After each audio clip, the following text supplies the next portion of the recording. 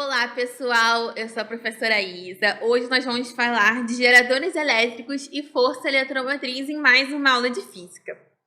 Bem, primeiro, os geradores elétricos eles estão sempre ao nosso redor. Eles são aparelhos que eles transformam algum tipo de energia em energia elétrica.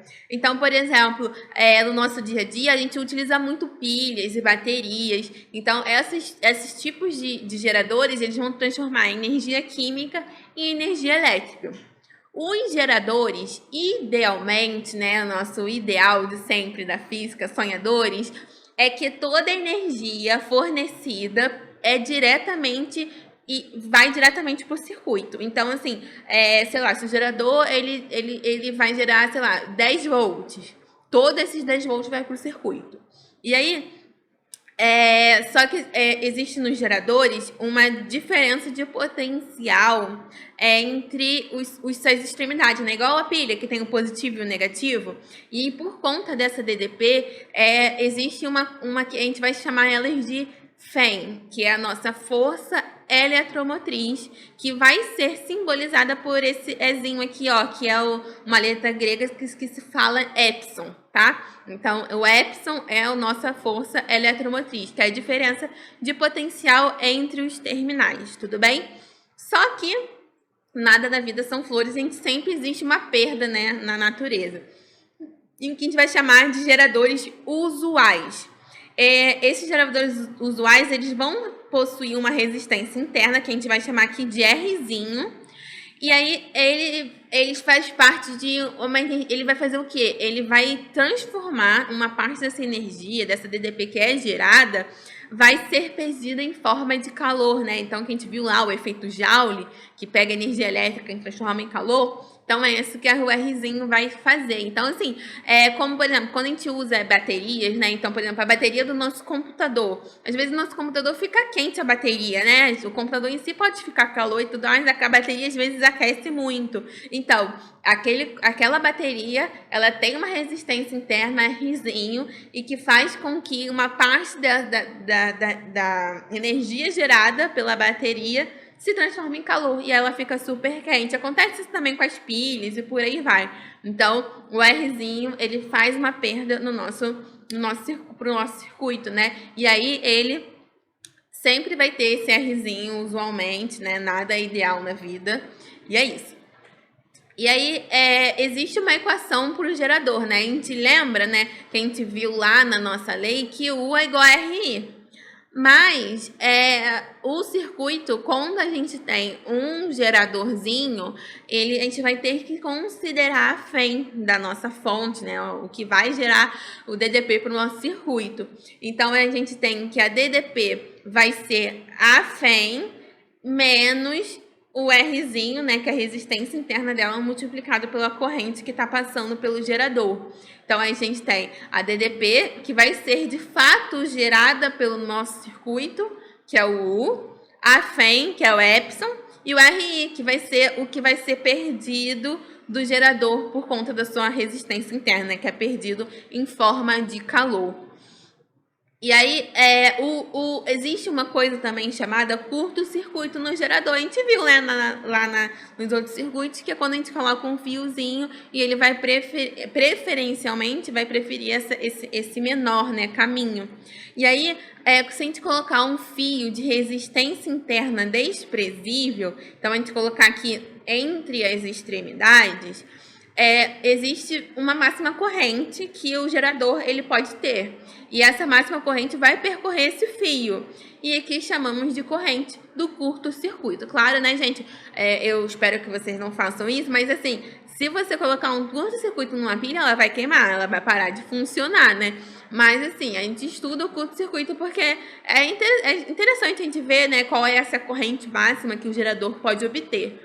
E aí, a gente pode encontrar essa corrente, através de outros cálculos, a gente chega nessa equação, que a corrente do curto-circuito, que a gente chama desse ICC, vai ser a FEM dividido pela resistência interna do nosso gerador, tá? Então, a corrente do curto-circuito é isso daqui, a gente divide a FEM pela resistência interna.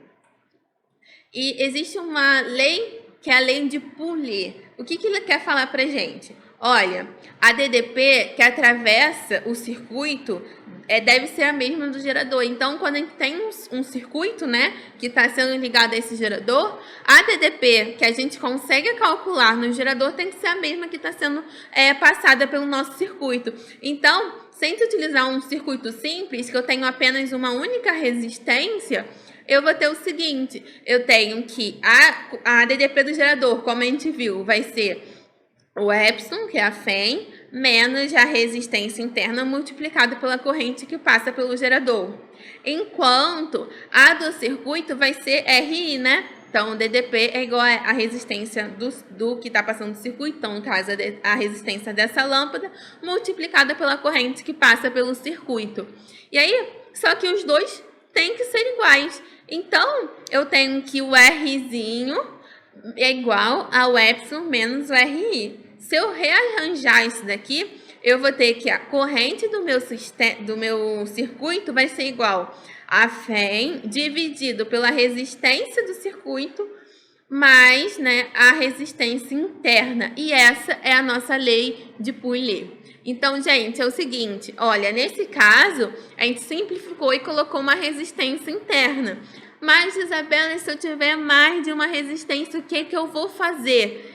Eu vou utilizar o que a gente também utiliza no nosso circuito. A gente vai encontrar uma resistência equivalente. Então, esse Rzão aqui, ó, a gente também pode falar que ele é resistência equivalente. Então, a gente pega todo o nosso circuito e transforma em uma resistência única, resistência equivalente, e soma com a resistência interna do nosso gerador. Então, a gente vai poder encontrar quem é a corrente do nosso circuito através da lei de Pouillet. Tudo bem? E aí, existe uma coisa que a gente chama de curva característica de um gerador. Então, a gente tem o seguinte, a gente tem essa equação que a gente viu. A gente tem que a DDP, ela vai depender da corrente, porque num gerador, a força eletromotriz e a resistência interna não é variável, né? Vai ser sempre a mesma. Então, essa vai ser uma função de I, e a gente pode ver que ela é uma reta decrescente, né? A equação de primeiro grau. Então, a gente tem isso daqui. Então, a gente tem uma reta decrescente e a gente tem que essa daqui é a curva característica, onde eu tenho que onde encontra o eixo Y, né? Então, o eixo de U, eu tenho que vai ser a minha FEM e a corrente do curto-circuito é a corrente mínima, no caso, né? Máxima, que pode passar pelo gerador e que tem a FEM mínima, né? Porque não vai ter FEM quando a gente faz o curto-circuito. Então, essa vai ser a corrente do curto-circuito. Então, essa curva característica, onde a gente pode encontrar quem é a FEM e quem é a corrente do curto-circuito utilizando os dados. Às vezes, Isabela, olha, eu quero encontrar um dado na minha questão e eles só me deram isso daqui. O que eu faço? Eu posso encontrar, né? Então, onde encontra o eixo vertical vai ser a FEM. Quem encontra o eixo horizontal é a corrente do curto-circuito. Beleza? Então, aqui é a curva, lembre-se sempre disso que ela pode ajudar vocês em algumas questões. Agora eu vou falar um pouco sobre a potência do gerador, né? A potência, a gente sabe que o U, né, acabamos de ver isso várias vezes, a DDP é igual a FEM menos o RI. E aí, se eu multiplicar todo mundo por I, eu vou ter o seguinte, eu vou ter a DDP do circuito multiplicado pela corrente, a FEM multiplicado pela corrente, menos a resistência interna, a corrente ao quadrado. Disso daqui, eu vou ter, então, quem vai ser a potência do meu gerador. Eu tenho a potência útil, a potência total e a potência dissipada. A gente viu um pouco disso lá nas máquinas térmicas, né? Só que aqui é a potência do gerador e está utilizando termos parecidos para a gente entender. Então, a potência útil é a potência que vai ser, de fato, utilizada pelo nosso circuito. A potência total, ela vai ser a potência que o gerador gerou no total e ela vai ter uma perda de potência que vai ser a resistência multiplicado pela corrente ao quadrado, que eu vou chamar de potência dissipada. Então, para calcular a potência útil, DDP vezes a corrente. Potência total, FEM vezes a corrente. Potência dissipada, é R vezes o I ao quadrado. E aí, ó, a gente tem isso daqui. Eu tenho que a potência útil é igual à potência total menos a potência dissipada, tá? Então, aqui Isabela, eu quero saber quem é a potência total, mas eu sei quem é a potência dissipada e eu sei também quem foi a potência utilizada. Então, eu posso encontrar a potência total. Então, essas equações, elas vão trabalhar juntas e a gente vai, e para isso, e com elas a gente vai aplicar na nossa questão. E aí a gente também vai ter uma curva característica do nosso gerador. A gente tem o seguinte, olha, a potência útil, né, que a gente vai utilizar, ela vai ser em função também da corrente. Então, se a gente utilizar, a gente tem um I e um I ao quadrado. Então, isso vai se representar uma parábola, porque no caso vai ser uma equação de segundo grau, né? Porque eu tenho um I ao quadrado. E a concavidade dela vai ser para baixo, por causa do sinal negativo entre os termos. E aí eu vou ter exatamente isso daqui. Onde o que chega aqui em cima vai ser a minha potência máxima, tá? Então, o alto da minha curvatura é a potência máxima. E onde eu tenho a potência máxima vai ser representado pela corrente do curto-circuito dividido por 2, porque essa parábola ela é simétrica. Então, a corrente máxima é a corrente do ciclo do curto-circuito. Então, o meio dela vai ser metade do curto-circuito. Então, através da curva característica da potência, a gente vai encontrar que a potência máxima ela vai ser encontrada através da Φ ao quadrado dividido por 4 vezes a resistência interna e a corrente do curto-circuito, né, que vai ser também dividido por 2 e que a gente também vai chamar de corrente da potência máxima, vai ser a Φ dividido por 2R, tá? Então, olha, gente, aqui essa é a corrente da potência máxima. Olha, eu quero saber, Isabela, qual é a potência máxima? Vou utilizar Φ ao quadrado dividido por 4R. E qual é a corrente que passa pelo meu circuito quando eu estou na potência máxima? Eu vou lá e calculo como Φ dividido por 2R. Mas, Isabela, isso daí, ela é a corrente do curto-circuito? Não. A epsilon dividido por 2R é igual, vou colocar até aqui para a gente ver juntos.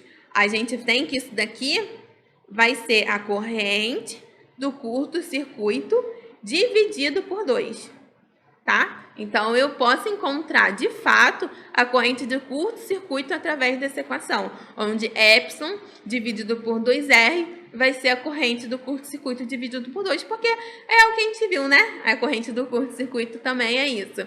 É epsilon sobre R, né? Então, essa é a curva característica da potência do gerador. Então, nós vimos, então, aqui nossa aula de geradores. Lembre-se de fazer exercícios para lembrar, né, dessa questão e fazer o nosso cérebro se acostumar com todos esses dados que a gente acabou de ver. E eu trago para vocês um provérbio chinês que diz: professores podem abrir portas. Pode abrir a porta, mas você precisa passar por ela por você mesmo. Então, vocês estão passando pela porta agora, né, gente? É isso. Muito obrigada pela atenção, bons estudos e até a próxima aula.